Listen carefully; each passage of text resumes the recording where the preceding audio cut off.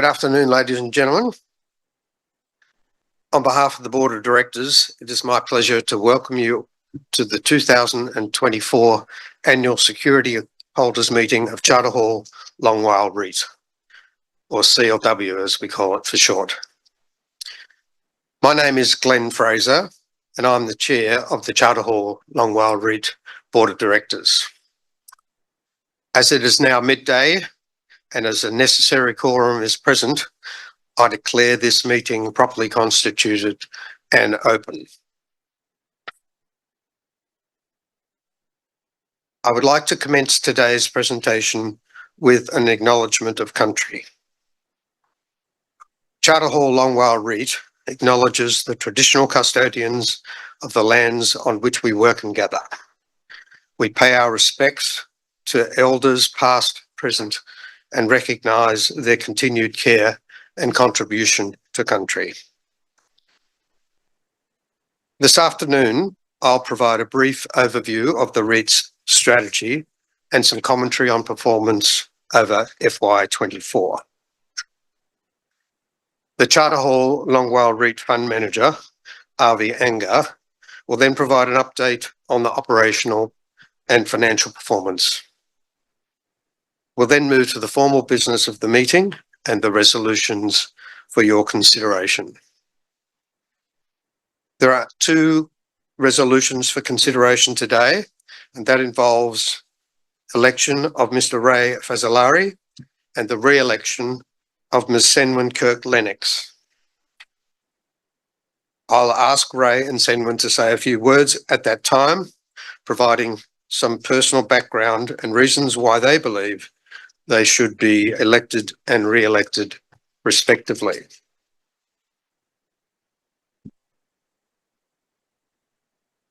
I just apologise, I have had a cold for a week and today's the first time I've left my house in 7 days, so I may have to stop and get my throat going properly. Excuse me. I would now like to introduce my fellow board directors. Ray Fazzolari, Non-Executive Director, who is Chair of the Audit, Risk and Compliance Committee. Senwin Kirk-Lennox, Non-Executive Director. David Harrison, Charter Hall Group's Managing Director and Group CEO. And Carmel Hourigan, Executive Director and Charter Hall Group CEO of Office.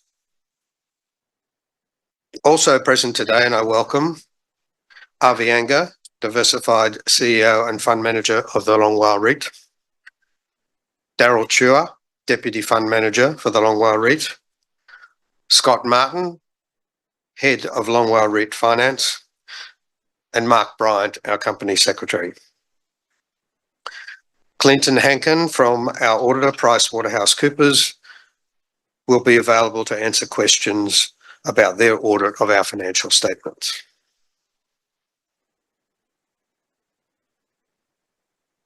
I'd like to start by acknowledging the contribution made by our former chair, Piyush Gupta, AM. In April this year, after 8 years, Piyush resigned as a director and chair of the board to pursue a directorship with another ASX-listed REIT.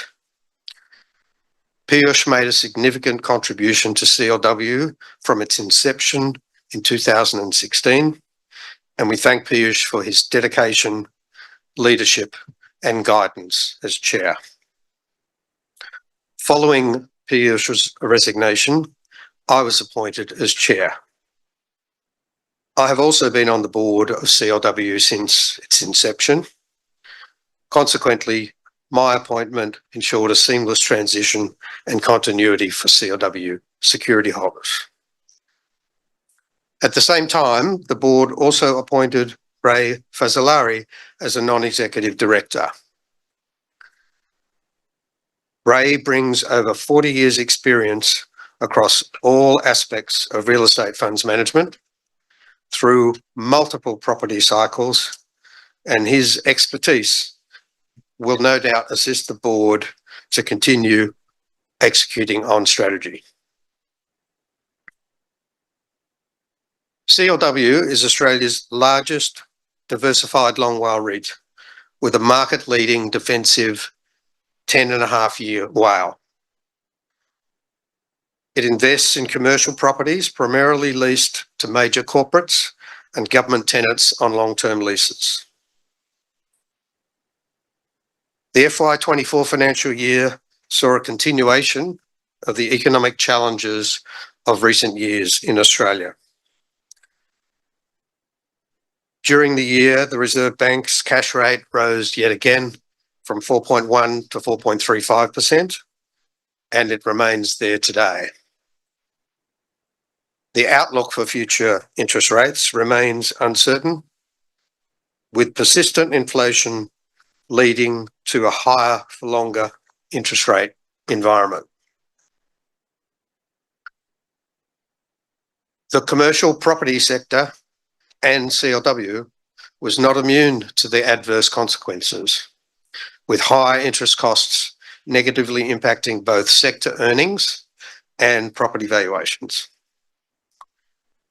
CLW's operating earnings were down 7% from the FY23 financial year to 26 cents per security, primarily as a result of higher interest costs and the impact of the asset sales, more than offsetting the portfolio's net property income growth.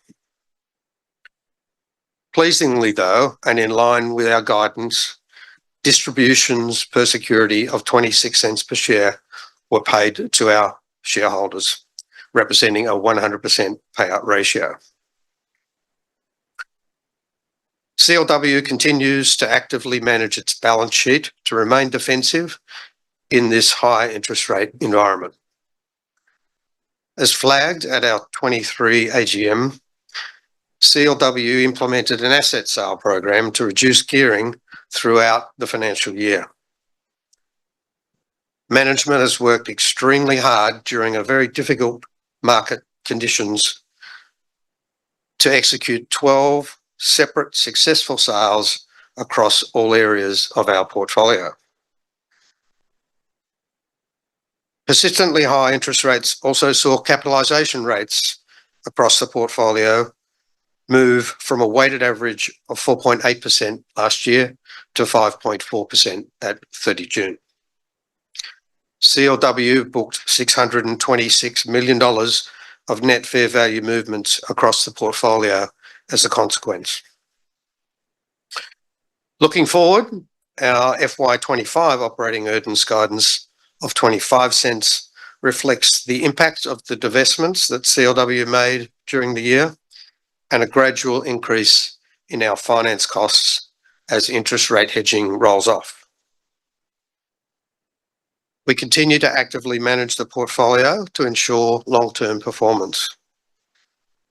While we've not been unaffected during this turbulent period, the robustness of our portfolio continues to provide a strong foundation for future growth. Notwithstanding high interest costs, CLW's underlying portfolio continues to deliver strong, consistent rental growth, reflecting the quality of the properties and our tenant covenants and our 10.5-year WALE. Importantly, we have managed a balanced mix of rental growth with 51% of our leases featuring annual rent reviews linked to CPI and the remainder of leases being fixed with average fixed annual increases of 3.1%. This blend of exposure to CPI-linked and fixed annual rent increases provides a growing rental stream and resilience in both low and high inflation scenarios. This combination delivered a 4.7% like-for-like rental growth in FY24. Our portfolio has an occupancy level of 99.9% and continues to be diversified by tenant, industry, geography, and property type, which contributes to the stability of our income stream. At 30 June 24, CLW had 55% of its income coming from triple net lease properties. This is an important differentiating feature of the CLW portfolio, given that under a triple net lease structure, the tenant is responsible for all outgoings, all maintenance, and all capital expenditure. The security of the income of CLW is also reinforced by the high quality income stream generated from its blue chip tenant base. 99% of our tenants consist of either government, ASX listed companies, multinational or national businesses. Our largest tenants are the Endeavour Group, federal and state governments, Telstra and BP. We completed a number of debt capital initiatives during the year in order to hedge some of the impact of rising interest rates while continuing to position our REIT for long-term growth. As we look forward, we continue to selectively put in place further hedging into FY26 and beyond, while also being mindful of preserving some exposure to any rate cuts that may occur in future years.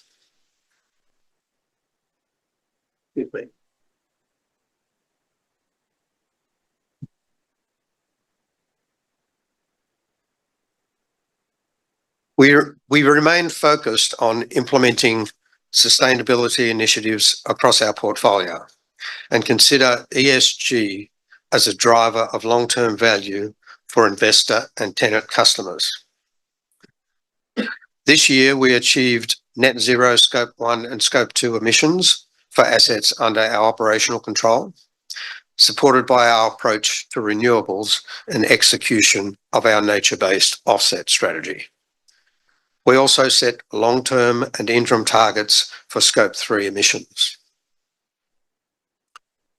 CLW has 6.5 megawatts of on-site solar installed across its portfolio, an increase of 4.5 megawatts since FY23, 100% of which directly supplies our tenants.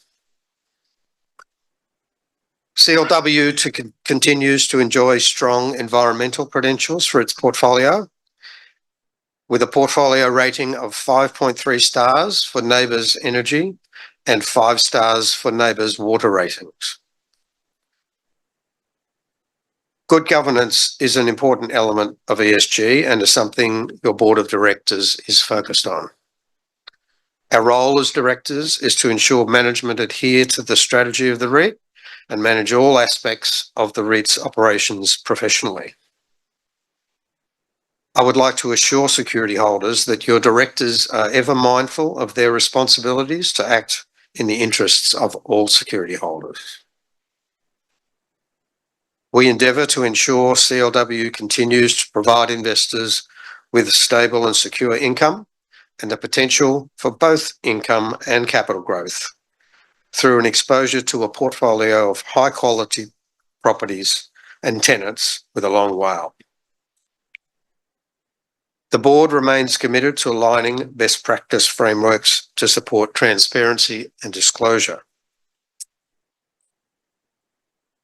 Whilst valuations have been a persistent challenge for the commercial property sector over the last 2 years, I'm encouraged by general market views that the Australian commercial property sector is approaching a trough of valuations and that the prospects for real estate are much stronger than they were 12 months ago. With this backdrop, I'd like to thank you for your attendance today and your ongoing support and interest in CLW. I'll now hand over to Avi Anger, Fund Manager of CLW, to review this year's financial and operating performance and discuss the outlook for FY25.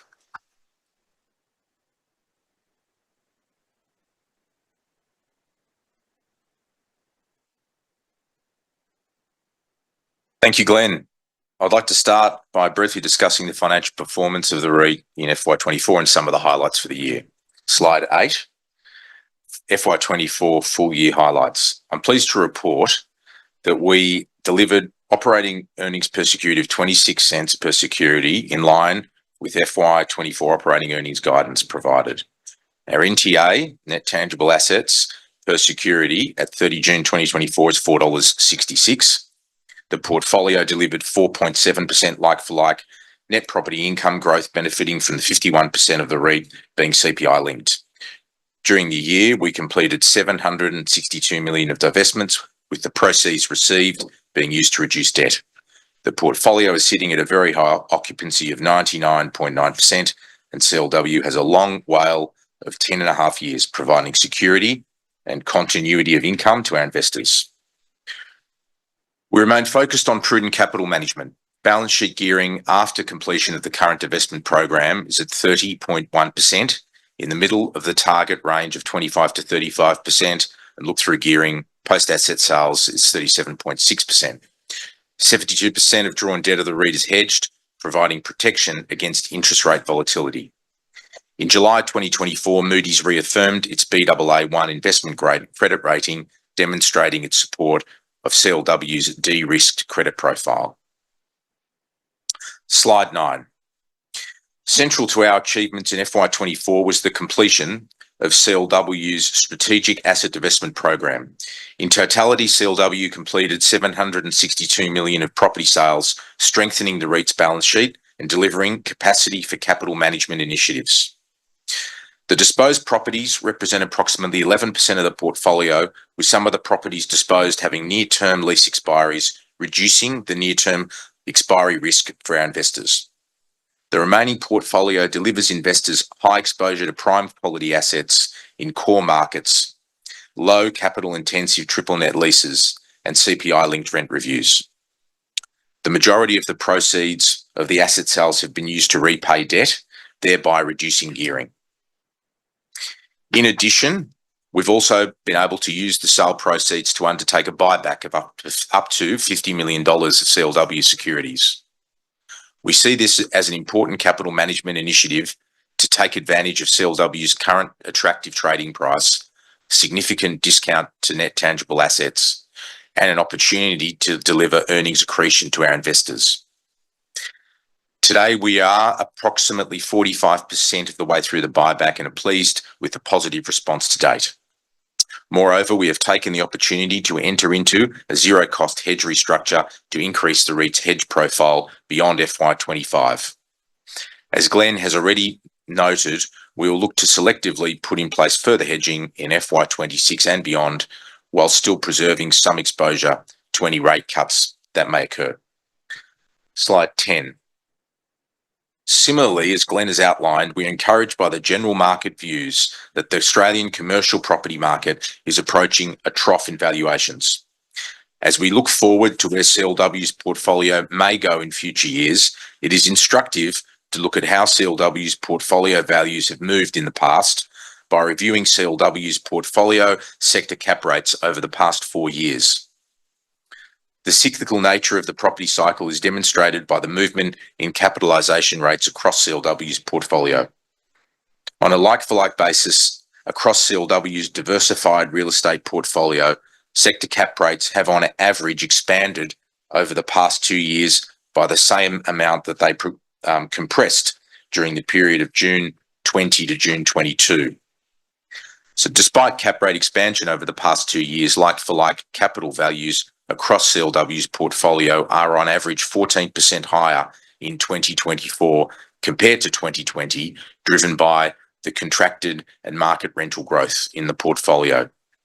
Our demonstrated focus on properties with long leases to the best quality tenants with structural rent increases has served us well. Slide 11. During the year, CLW continued delivering on strategy, improving both the quality and metrics of our portfolio. At the end of the year, the REIT had 540 properties valued at $5.8 billion, with a WALE of 10.5 years and a 99.9% portfolio occupancy. The percentage of the REIT's properties with triple net leases was 55% of the portfolio net income. At the end of the period, the portfolio weighted average cap rate was 5.4%, up from 4.8 in 2023, reflecting the high quality of the properties, income security afforded by the tenants, and desirable locations of the assets. Slide 12. CLW's best-in-class tenant register provides portfolio quality and diversity. 99% of the REIT's portfolio is leased to government, ASX-listed, multinational and national tenants. Importantly, these blue-chip tenants are in resilient industries, and the REIT continues to generate strong rental growth. We also have a high proportion of tenants operating in the non-discretionary grocery and food sectors, such as Woolworths, Coles, Arnott's and Metcash, and our BP Australia and New Zealand portfolios are on long triple net leases, providing us with exposure to the resilient fuel and convenience retail sectors. On slide 13, I'd like to reaffirm our FY25 earnings guidance. Based on information currently available, including current interest rates and inflation expectations, and barring unforeseen events, CLW provides for FY25 operating earnings per security guidance of 25 cents and distribution per security guidance of 25 cents. Based on Friday's closing price, this represents a 6.1% distribution yield. In closing, I'd like to thank the directors of CLW for their ongoing guidance and support in the running of CLW, and to you, our security holders, for your trust and support. We remain focused on delivering a long WALE resilient portfolio leased to high quality tenants and providing investors with both income and capital growth over the long term. I would now like to hand back to our chair to conduct the formal business of the meeting.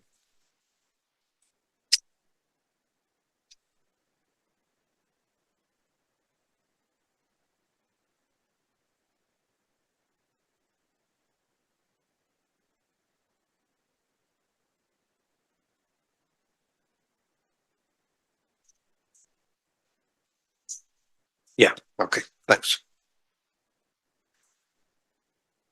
Thank you, Avi.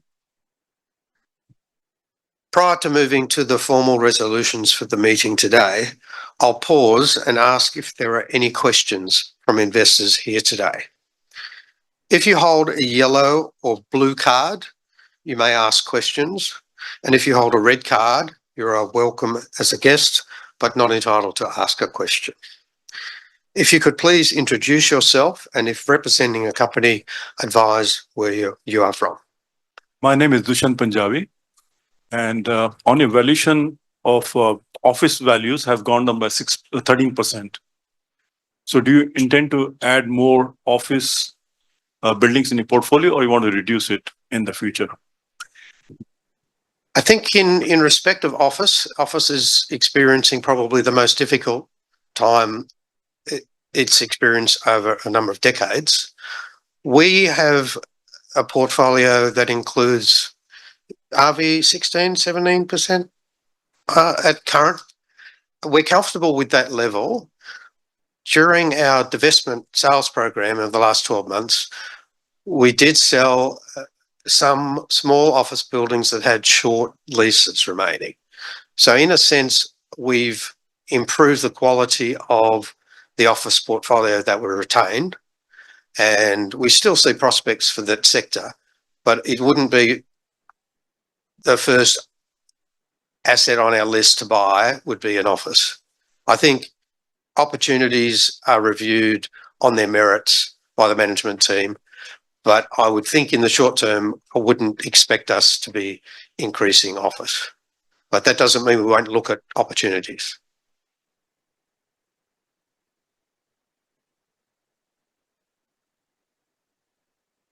Hello, my name is Joanna Chung. I have to ask you a question regarding I'm a shareholder of hotel property investments. Is it really Charter Hall Group who, standing as assumed retail shareholders of HPI, offers to buy out shares, or is that a scam email?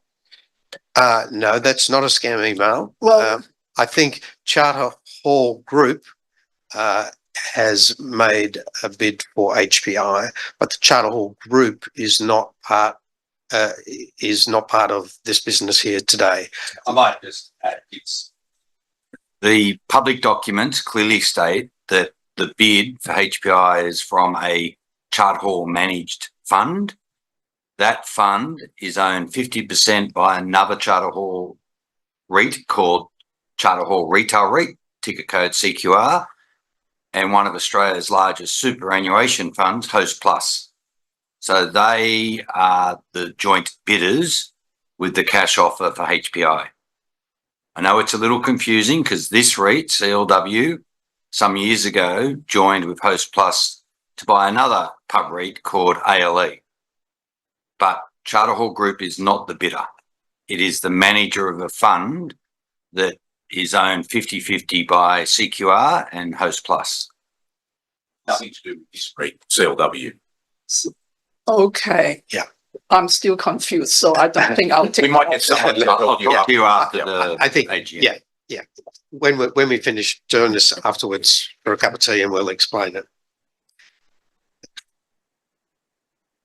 Yeah, Glenn, sorry, Robert Tagliaferro, Tagliaferro Investments. I noticed there's no list of properties in the annual report, which is odd. A lot. I know it's 540 properties, but there's no actual list of properties, if I'm not mistaken. So the properties are noted in the presentation, results presentation for the full year. They're not in the accounts, but they're in the presentation that's public information. Okay, I haven't read that one. So we lodge with our results that are released in August each year. Okay. We give a complete rundown of the portfolio. I was just curious. The lady mentioned CQR.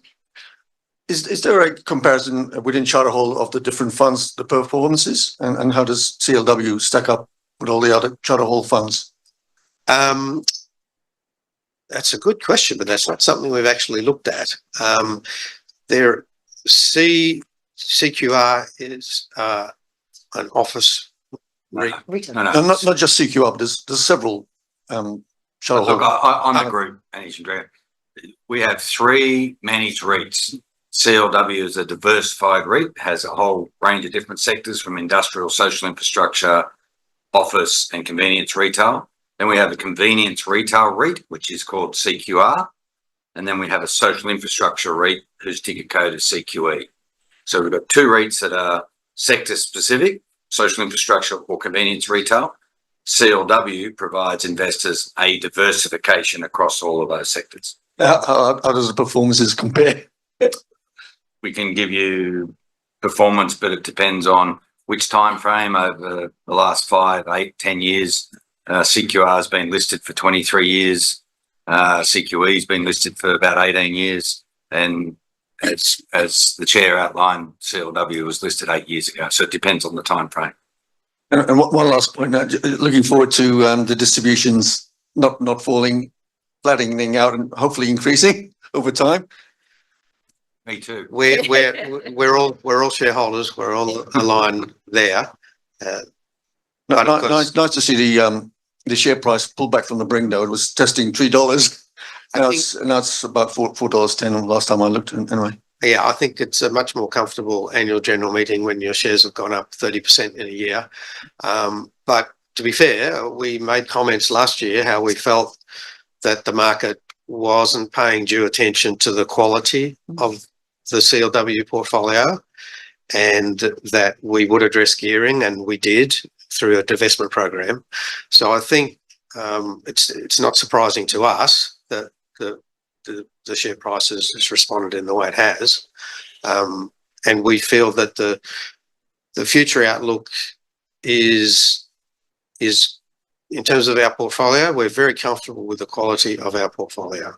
The biggest factor in the short term is going to be what happens with the interest rates in the world and over what time frame, and that will be the biggest determinant of what our distributions are in the very short term. But we focus on what we can control, and we can control our portfolio. And we're very happy with where it sits, how diversified it is, how long the WALE is, how good our quality of tenants are. And we've got a growing property income line. And so throughout the cycles, wherever we find ourselves within the cycles, we focus on where does our portfolio sit, because that's what we can control. Any other questions? Hello, so it's Joanna Chung again. So this is a AGM of CLW. Correct. I'm also a shareholder of CQE. I've never had any announcement of any AGL by CQE. An annual general meeting? Yes. I think CQE. That's right. We inherited the management of CQE when we took over a company called Folkestone That's right. back in 2018. Yes. So CQE has never had AGMs in its old life, managed by Folkestone or even the prior manager. That's why you haven't had an AGM. But it's a public company, though. CQE. Yes, it is a public company. So that it should have an AGM. Well, that's something we can take on board. Well, I hope that's registered. Thank you. Okay. Any other questions from the floor? Avi, questions online? Sorry, Darius Patrick. I just have a quick question on why don't we have like a total return to shareholders from the beginning of the CLW when it was listed in 2016, right? And what was the original price? $3.80, I think. Avi, do you want to address the your Yeah, question? can we have like sort of like the numbers, like how we progressed from over the years with total return to shareholders, to unit holders? Yeah, so obviously it depends on the period, but since IPO, the IPO price was $4 per security. And, obviously, given where the share price has performed, it's been well above that at some periods and it's been below that at some periods. We've always paid a distribution of depending on the price, but based on the current price, it's 6%. It's been much higher than that in prior years. So security holders have received a very good annual return along the way, plus, as of today, some share price appreciation. And we're still trading at more than 10% discount to NTA. So based on the NTA of the stock, together with the distributions, the total return would be probably circa 10%, but I'd have to just do those numbers, work that out. Any further questions from the floor? Now, Avi, I believe we have had a question online. We have questions. The question is from IT Nickel Pty Limited, and it was received on the 15th of October. The question is, what is the purpose of the buyback? Hopefully pay increased dividend to remaining shareholders, ? It seems Barrenjoey missed the opportunity to buy back well below $4 when interest rates were at their peak in the US. Perhaps if I can pass to Avi to give a little bit of background on the buyback. Thanks, Glenn. Well, I think if we go back to August 2023 and the start of last financial year, we had stated that we were planning on selling some properties to reduce our gearing, and we had put a target of circa $500 to $600 million of sales that we were going to embark upon. We were very pleased with the response to that asset sale program and ended up selling more than that in the end, close to 800 million of sales. So at results in August of this year, we said that we're going to use some of that excess proceeds to undertake a buyback of up to $50 million. Under ASX listing rules, after you give that notification, you need to wait 2 weeks until you can actually commence that buyback. So as soon as we were able to, we commenced the buyback, which was around the 16th of August. And we've been buying back consistently ever since. So that starting price of the buyback was around $3.73 on the first day. It's been under $4 for the first month, and then the share price has been above $4 since around the middle of September. Our average price of the buyback is below $4. I think it's about $3.94 to date. So we have bought below $4 in answer to that question. The final part of that question is the benefits of the buyback the purpose of the buyback. So the purpose is, I guess, twofold. It is accretive to earnings, which is beneficial to shareholders. And also, I think it sends a message to the market that our securities were undervalued and still are undervalued, and management and the board believe that it's an attractive time to purchase, which is why we have undertaken that buyback. In relation to the question around increasing of the dividends as a result, the impacts of the buyback are included in the guidance that we have provided to the market for this financial year of 25 cents per security distribution and earnings, and we today have reaffirmed that guidance, so that remains. We may remain on track to achieve that target. And have there been any other online questions? Not to my knowledge. No, they have not. Okay. Okay, then we shall now proceed to the formal business of the meeting. The first item is I'll table a notice of a meeting dated 25 September 24, which contains the resolution up for today's consideration. Copies of the notice of the meeting and the annual report would have been made available to you by post, email, or available to view on the webpage. Copies are also available here at the registration desk. I'll take the notice of meeting as read.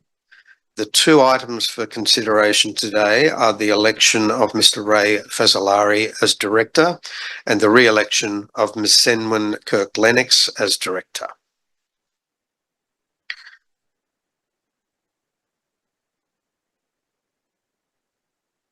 Both resolutions today will be decided by poll. Before I open the poll, I'd like to ask Ray to say a few words detailing his background and experience for the benefit of security holders. As explained in the notice of the meeting, only the shareholder of Charter Hall WALE Limited, being the Charter Hall Group, may appoint a director. Accordingly, it is noted that today's resolution is advisory only and non-binding. Notwithstanding this, directors will of course give due consideration to the results of the resolution. Ray? Thank you. Thanks, Glenn. And good morning, everybody. My experience runs back to about 45 years in commercial finance development across various sectors of the market, various times of economic situations in the market. Started out my career at Citibank as a heading up commercial lending division in New South Wales. I had further 18 years on direct development exposure with two private companies, very large private companies, Leader Holdings and St Hilliers, who were constructors, developers of retail, commercial and industrial property. Further 15 years involved in excess of $6 billion of managing commercial mortgage debt for Balmain Asset Management, Morgan Stanley, Blackstone, Goldman Sachs and Deutsche Bank. I've served approximately 18 years as non-executive director of Charter Hall Wholesale Fund in office and industrial, which began its humble beginnings and now worth in excess of funds under management of 20 billion. Happy to take some questions if someone wants to look further. Thanks for that, Ray. I don't have any doubt that Ray will make a terrific contribution to the board of CLW to get an executive who's spent so much of his career in both parts, the critical parts of the industry, in actually managing properties and understanding the financial side of lending to properties, is a great asset to the company. I'll now ask Senwin to say a few words detailing her background and experience for the benefit of security holders. Thanks, Glenn. I'd like to take the opportunity ahead of the vote to provide some background to support my eligibility for re-election as a non-executive director of the Charter Hall Long WALE REIT, or CLW. I joined the board at IPO in 2016 and as a board member have been actively engaged in the management of the portfolio, both tactically and strategically over that period of time. Like my other non-executive directors, I've honed my property industry skills over the last 40 years, including 26 years with Lendlease, where I was responsible for both businesses and functional roles across all aspects of the organisation. Over the past decade plus, I continue to play a role in both private and public sectors, listed and unlisted companies, in either a board, advisory or technical role. I also sit on the Greater Sydney Parklands Board and chair their Audit and Risk Committee. Greater Sydney Parklands, just for your information, is responsible for 6,000 hectares of parks for the people of Greater Sydney, including Centennial and Moore Park and the Entertainment Quarter in the press today, Western Sydney Parklands, Parramatta Park and Callan Parks. I'm also an expert reviewer for major projects for Infrastructure New South Wales and provide transaction advice to services and agencies within New South Wales Government for the procurement of large urban renewal projects. For example, the recently completed Waterloo renewal and the current old fish market sites on the market, if you know that part of the world. The diversity of roles mean I can stay connected with the industry at many levels.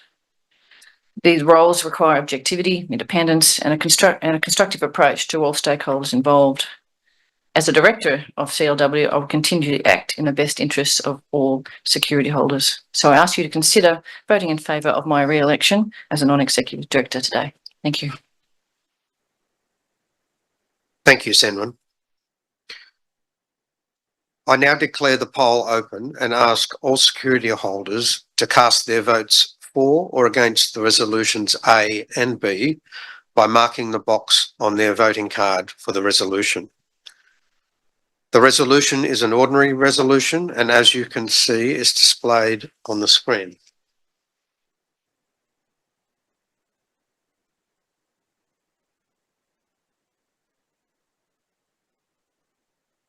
The results of the proxies received are now displayed on the screen. If you haven't done so already, I invite you to mark your voting card. Would you now hand those forms to the Link representative who will take and collate them?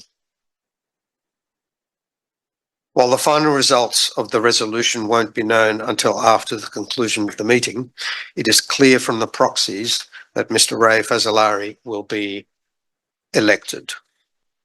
The results of the proxies received in respect of Senwin Kirk Lennox are now displayed on the screen. Again, if you haven't done so, I already invite you to mark your voting on the card. The final results of the poll today will be made available on the ASX and put on our website later today. As there's no other business to be considered today, I now declare the formal business of the meeting closed. I thank you all for your attendance today, your ongoing support for CLW. And have we got anything outside? Nothing. Okay, we're all done. If anyone would like to ask anybody a question, feel free to do it after the meeting.